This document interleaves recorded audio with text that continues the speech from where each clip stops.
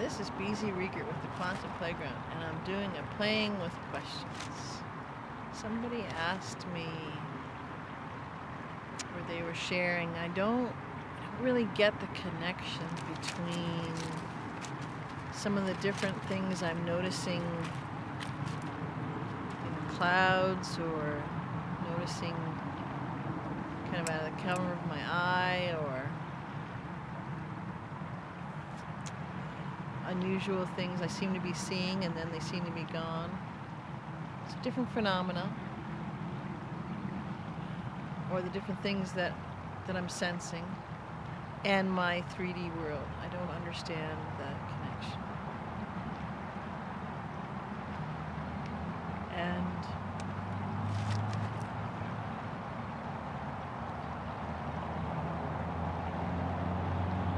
one way I would start by playing with that is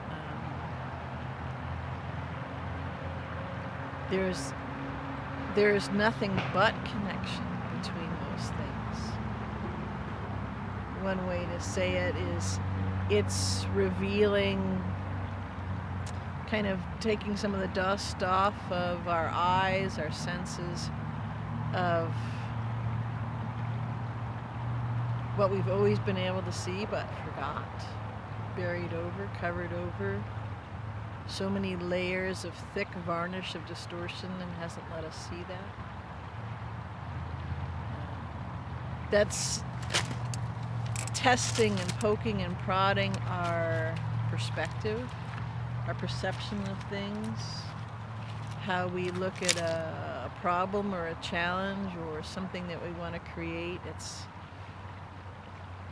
reminding us that there are a myriad, unlimited amount of ways to look at something and move through or create or shift or reconstruct, reconfigure, build anew for the very first time, whatever it is that we're focused on.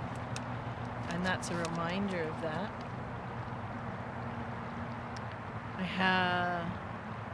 I had a thing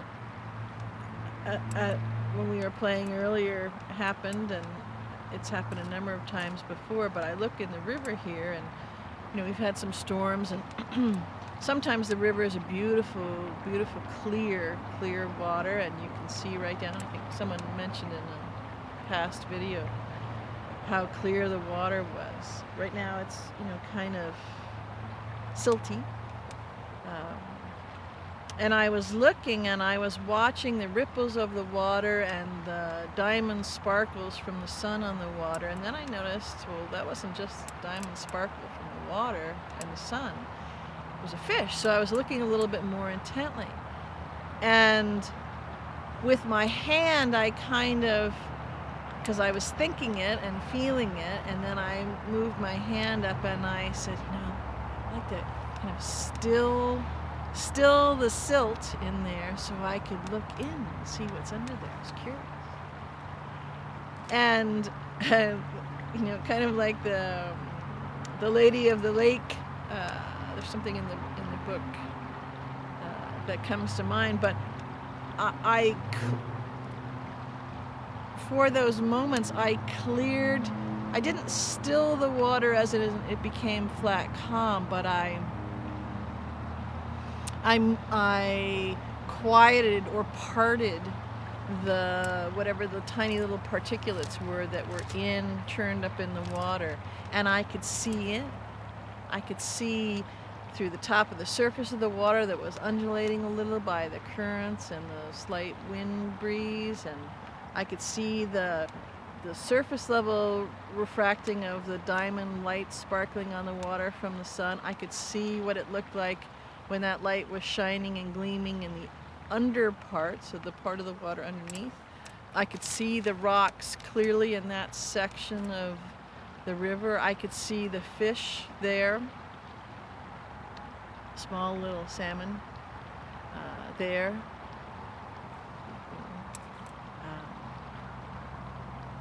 And it seemed like it was a good 5 or 10 minutes that I was having this experience, kind of, cleaning that area up, looking in, noticing, just looking through the window of this scene and being part of it and connecting. In linear time, I don't think it was maybe a minute, but it was very clear. And then as something caught my attention, an eagle flew by, and I looked up and I looked back, and it was still clear. But because my focus wasn't on it, my intention to clear that out of the way wasn't there. As the current came by, the little particulates, the silt and stuff was going by. So that's one example of different things that we can all do.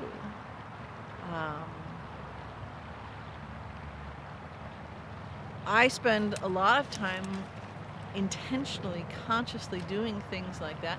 That particular time I just told you about just now that happened, I didn't set out to park the gook in the water so that I could see. It just was a thought in my mind. It was a conversation going on in my head between all of me and the river and the life in the river and that, and made the gesture with my hand, and it occurred. There are lots of times where I do lots of things on any given day, a whole lot of times, where I'm consciously doing that. So to get back to this question, that's an example of one of the connections between those phenomena, because how else, the one way to describe it, the greater part of us is wanting to get our attention. The greater part of us, our soul, is wanting to really completely immerse us and immerse with us and connect with us in the dialogue of the truth of who we are, and remembering all that. From the sleep that we've been in, from the miasma that we've been engrossed in, from the illusory, totally immersive, illusory nature, the locked down, shuttered existence, life that all of our senses, that our heart and our mind, that our existence has been on through this false construct. So what creative ways would you come up with, to reach that part of you? To say, wow, look at that! Because it jumps you out of what you're doing, and you go, what is that? Or what am I seeing? Or am I seeing what I think I'm seeing? Then you do it enough times, you go, well, yeah.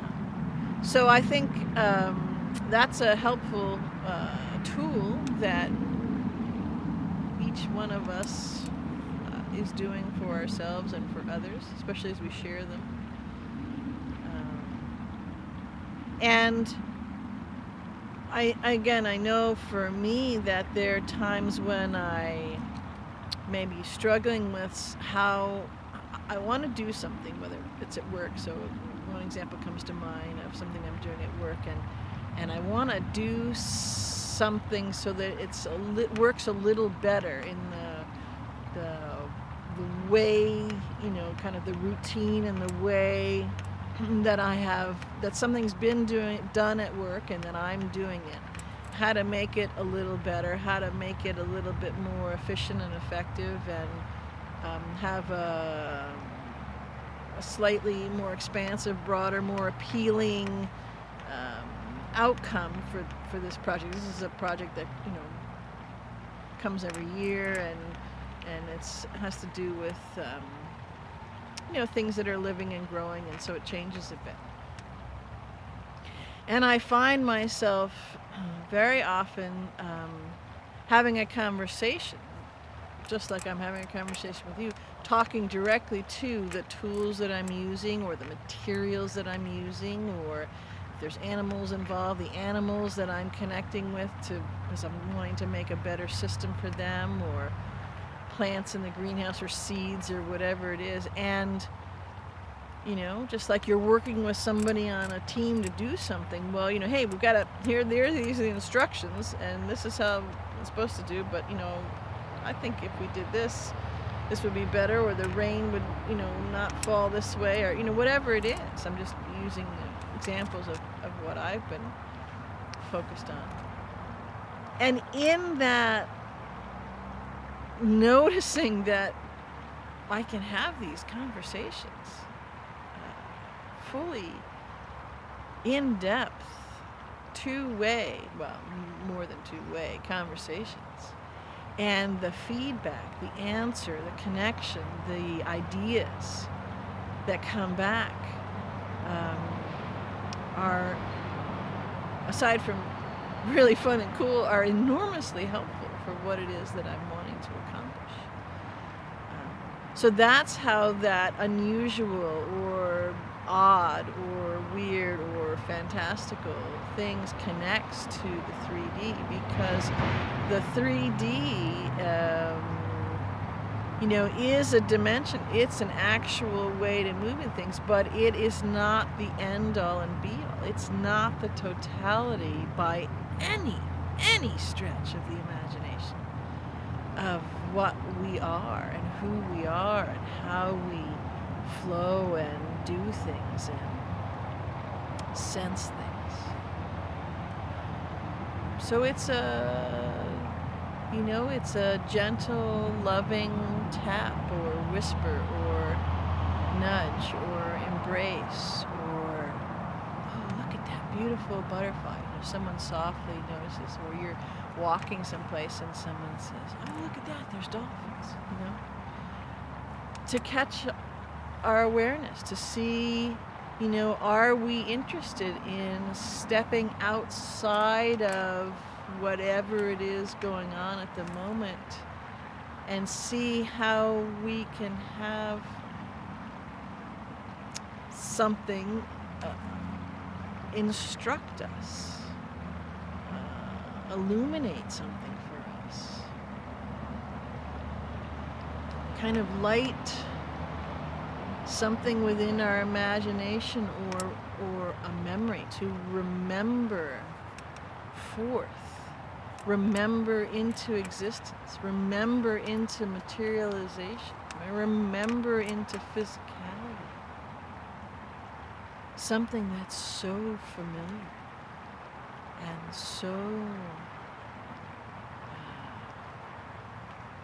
routine in the most wonderful way of routine, not boring and old hat, but just is, and so right, and such a smooth, comfortable fit, and such a, like a favorite tool you use to do something, that it makes whatever it is you were wanting to accomplish so much more effortless, and so much more fun, and so much more refined, and flow, easily, and achieve that outcome. So for me, that's what the connection is. And when you play with those things that you notice, if you've been noticing them a lot but didn't know the connection, or if you're just noticing them for the first time, as you play with them, you're remembering more, you're reconnecting more. And it's not just, because it's not linear, it's not just a going back to what you were outside of this existence here. It's connecting up with it, remembering it, remembering it into you, and then jumping forward, jumping into the moment now of what you are becoming and what you are beholding flower within you, and then using that in your 3D tangible experiences, and allows you to notice and step more fully into what you thought was the same ground, but it's the different frequencies, so it is the new earth.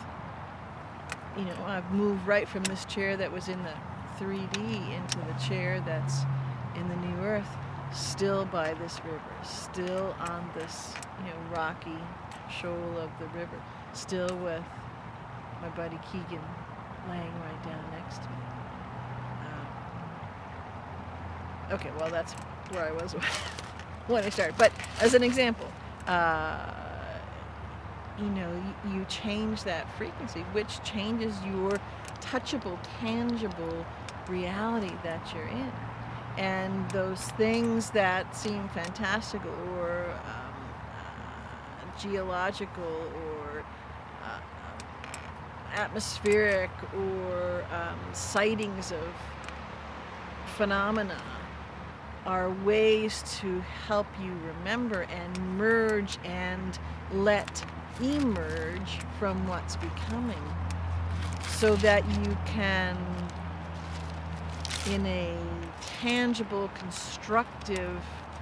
constructing way, building way,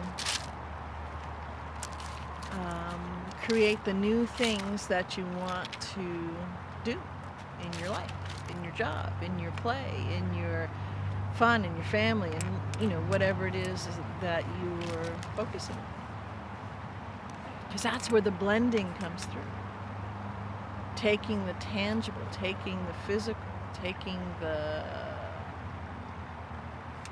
touchable is the best way I can say it without, going back into the old illusion. But the reality that you can touch.